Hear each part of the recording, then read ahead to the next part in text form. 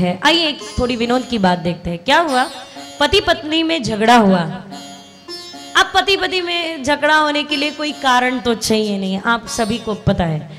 और जब झगड़ा होता है तो वो कितने भी दिन चल सकता है ना? जब झगड़ा हो जाए तो सबसे पहले बोलचाल बंद हो जाती है। तो बोलचाल बंद, तो अब क्या करें?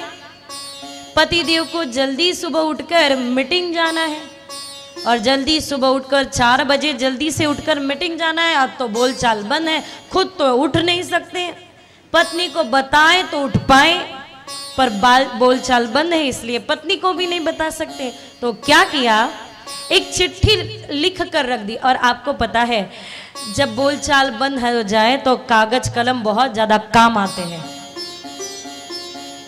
तो फिर कागज कलम काम आते हैं, फिर वो हथियार बन जाते हैं। तो कागज कलम लेकर उसने चिट्ठी लिख दी, मुझे 4 बजे उठाओ। पति ने चिट्ठी लिख के रखी, मुझे 4 बजे उठाओ, और पत्नी के बिस्तर के पास रख दी। सुबह 4 बजे उठकर पत्नी ने भी चिट्ठी पे लिख दिया, उठ जाओ, और बिस्तर के पास रख दी। 8 बजे जब नींद खुली तब देखा है वहां कि लिखा है 4 बजे उठ जाओ।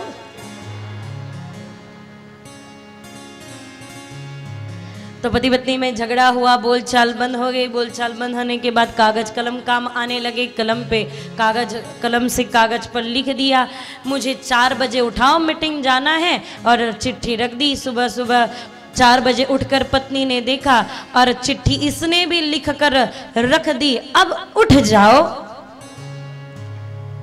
बोलचाल बंद हो गई, पति पत्नी में झगड़ा हुआ तो कागज कलम काम आने लगे। कलम लिए हाथ में, कागज पर लिख दिया, मुझे 4 बजे उठाओ, मीटिंग है, सुबह जाना है। तो पत्नी की सुबह नींद खुली और लिख के रख दिया, अब उठ जाओ। देखो मैं एक बात बताऊं आपको, ये विनोद पहले बताया तो सब लोग बड़ी जोरों शोरों से मुस्कुराए। यही विनोद फिर दोबारा बताए तो कोई नहीं मुस्कुराया, तीसरी बार बताया तो कोई भी नहीं मुस्कुराया, और चौथी बार बताया होता तो यहां कोई बैठा भी नहीं होता। यानी एक विनोद हमें बार बार नहीं हंसा सकता, सही बात है ना? हाँ बोलो, नहीं तो ना बोलो, कुछ तो बोलो। एक विनोद हमें बार बार नहीं हंसा सकता। मेरे प्यारे बहनों और भाइयों, अगर एक विनोद हमें बार बार नहीं हंसा सकता तो एक दुख हमें जीवन भर नहीं रुला सकता, ये समझना जरूरी है। एक दुख हमें जीवन भर नहीं रुला सकता, ये समझो, यही जीवन का सत्य है, इसे समझो और आगे चलो। है ही नहीं जीवन में दुख, और फिर भी अगर ऐसा लगता है कि मेरे जीवन में कोई संकट आया है, कोई विपदा आई है, तो उस वक्त क्या करना, उस वक्त सीधी सी एक बात कर लेना, जीवन में संकट आए, आपदा आए तो उस संकट को, उस समस्या को संधि के रूप में देखो। संधि के रूप में, अगर उस समस्या को संधि के रूप में देखोगे तो निश्चित ही उस समस्या का संधि के रूप में अगर परिवर्तन होगा तो हमें यश निश्चित ही मिलेगा, निश्चित ही मिलेगा।